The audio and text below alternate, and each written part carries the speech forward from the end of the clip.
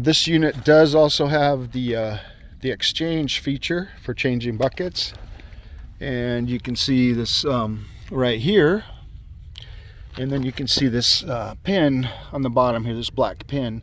That's what actually would go in and out when you want to change your bucket.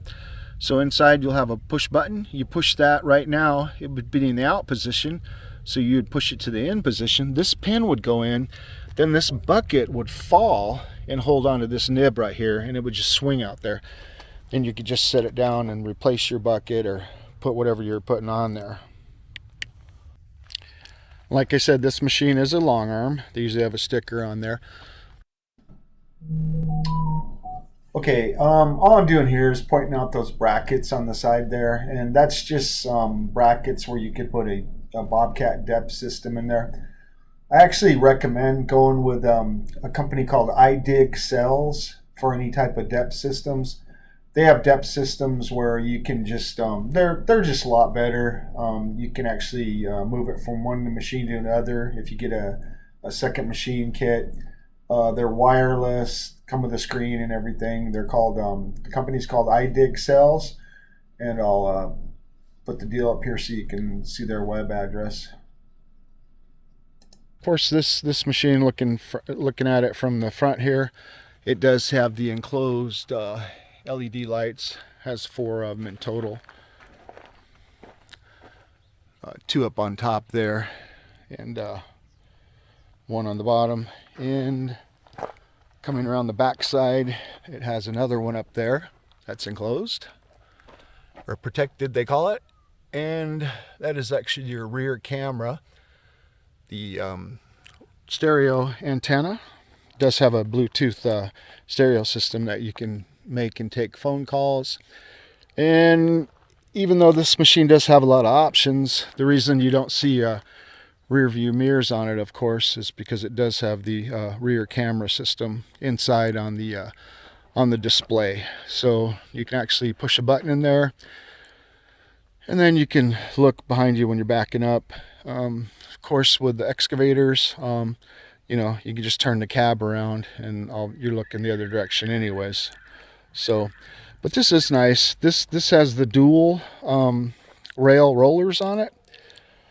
There's no maintenance to them except for when they do need adjustment. But with the dual rail, and you can see it in there, there's actually 2 rails.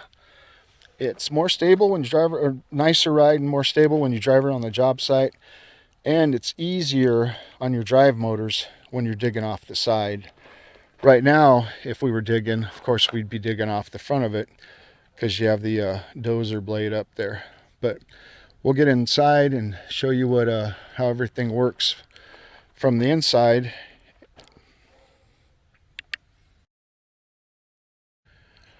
Okay, so when we go to get in the machine, I know you've seen this in a lot of safety videos, and they talk about 3-point contact when you're getting in and out of equipment. And it's really important. You really can hurt your knees and stuff like that if you come out of here in the wrong direction. And of course, on job sites, you know, there's rocks and all kinds of stuff, so you really don't know what you're going to encounter when your feet hit the ground. So a lot of people will try to stop with the track in this position so you can step on it. You'll have a handle right here, and as we open the door, now this door goes back and it'll latch right there. And this door handle is the one we use to open it, and then that'll latch. Now this handle right here does not work from this position. You would use this this orange or this red handle right here to open the door, to unlatch the door. Okay, so that presented us another handle right here, and then we got that handle right there on the left, and of course we're just going to step right there on the track. Before we get in, it's easier to show you here. These are your direction pedals, forward and backwards, steers like a tank, and those are the actual levers. So you can use the levers or you can use the pedals. Down here is how you change your hydraulics from, you know, if you want ISO or SAE. Looks like right now it's in the standard, which is A, which is what everybody would call your backhoe pattern. And then if it were actually turned this way, like this, then that would be your ISO pattern. And I'll show you what the difference will be when I get in the machine here and I'm showing you how it looks or how it works. It does have an actual nice seat. Like I said, this is the upgraded model. So this cab has heat and air, heat and AC, and it's the automatic version, which means you just set the comfort level and then it'll keep it there for you. And that's Bobcat's fancy seat, and that is a heated seat. Now, these joysticks, here's your lockout safety feature. When the machine is running, if this is in this up position right here, you can't hit any of the levers and turn it. You have to have this down in the run position, and then all your levers will work and everything. So in this position, even though it would be running, would be in the lockout position. So say you left it running and you were getting in and out. If you accidentally hit this joystick over here or that one, you wouldn't move the machine around, which is really great for safety features. If you look up into the inside here, that bracketry right there just holds the windshield. When you want to move this windshield out of your way, there's one of these push buttons on each side, and then that windshield flips up and goes up to the top.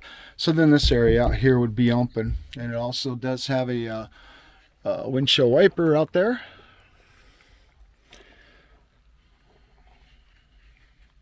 And of course over here you have your display system, and we'll show you more about that here in a minute. Okay, so hopefully that's not too loud, but we'll go ahead and we'll show you how everything works in here. Now, like I mentioned earlier, you can grab these two. There's a lever on each side. You just push them, and then we can go ahead and push this windshield window all the way up, and it'll lock in there. Now we've got an open area out here. We could open this door out here if we wanted to, and get air through the door. Obviously it just holds on the side on their side. And we could actually open this window over here and open this back window over here, and that is actually a emergency exit if you needed one. In the back here we do have a couple trays where you can put stuff, operator's manual. There's some of our air conditioning and heating vents. Over here on this side, this is actually the microphone for the phone system. So you can conduct phone calls Bluetooth with the stereo. I think I showed you here that you got the stereo speakers on each side. You got a push button light. And over here, if you're starting it, you got an old style cigarette lighter charger plug. This is a if you're starting it and it's cold, this is where you wait for your glow plugs to heat up before you start it. This is your motion alarm. So if you're on some job sites, you need that when you go forward or backwards. As soon as you start moving forward, your alarm is going to come on. If you push this button one time, then it will take the alarm off. Now, either way, forward or backwards, it's going to come on. And if you do start moving again, the alarm's going to come on again. And here's a USB plug. This is the actual way you start the machine. This is the idle position. You can set this for a rabbit or a turtle. This one actually has the auto idle, which is kind of nice. As soon as you move a function of the machine, it raises your idle to wherever you have this set for, slow or fast. Okay, so as we're sitting in the machine, it looks like you have a lot of levers, and it looks kind of complex, kind of like, but it's really not. It's really actually pretty simple. After about 5 minutes, you have everything figured out. If you've never driven an excavator before, it is a little bit weird in the sense that if you want the track on the left to move forward, I'm going to push this lever or the foot pedal forward, and that track will move forward. Other track, if I want it to move forward, I push on the other lever.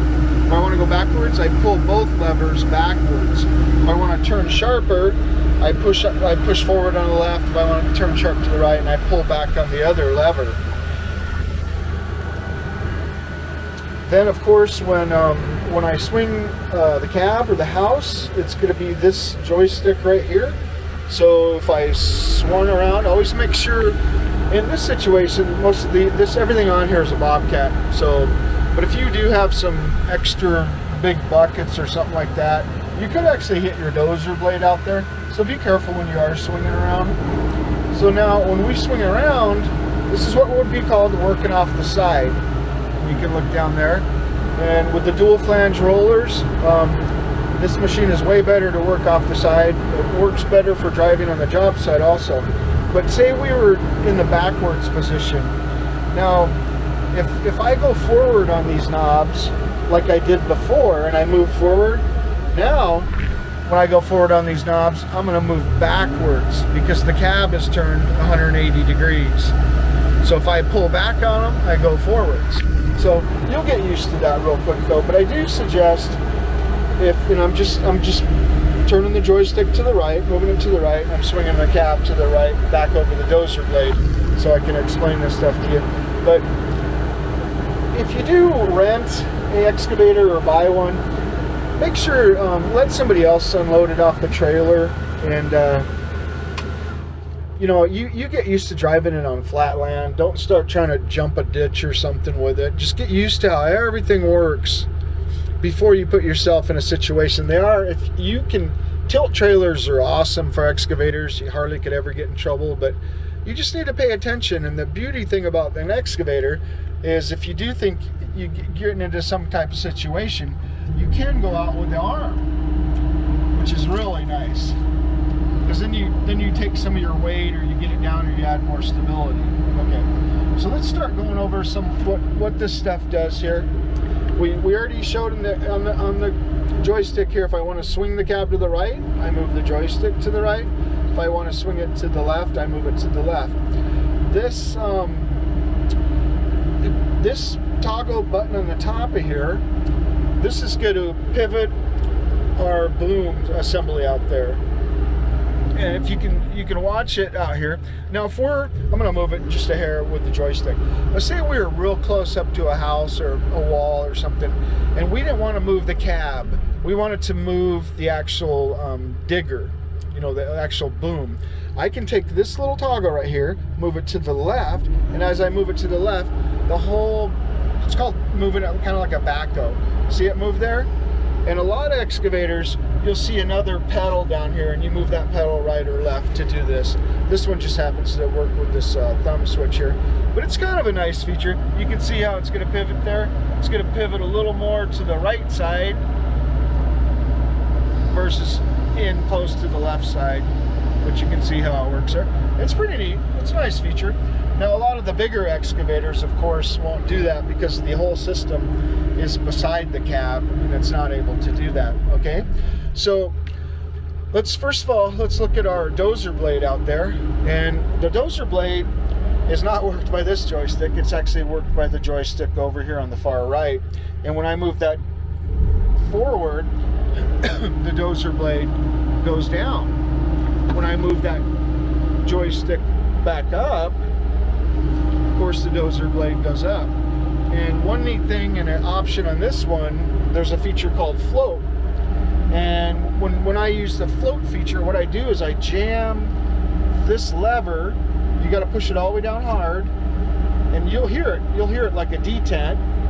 Hear it there?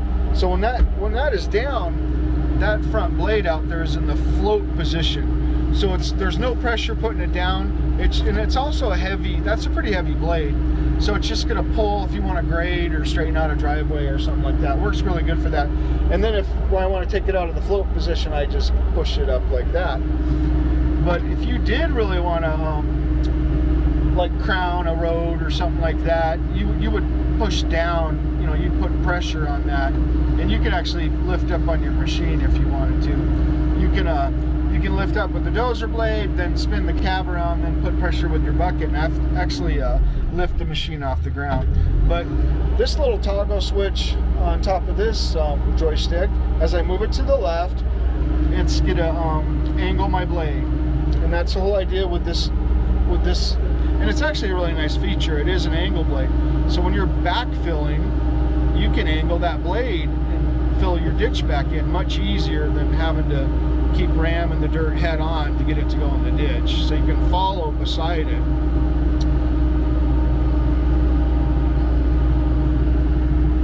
Okay. Then on the bottom of the dozer blade is another push button, and that takes you from when you're traveling or driving across the job site. If you push it, it'll go into the second gear, which is a faster gear, versus staying in a slower gear.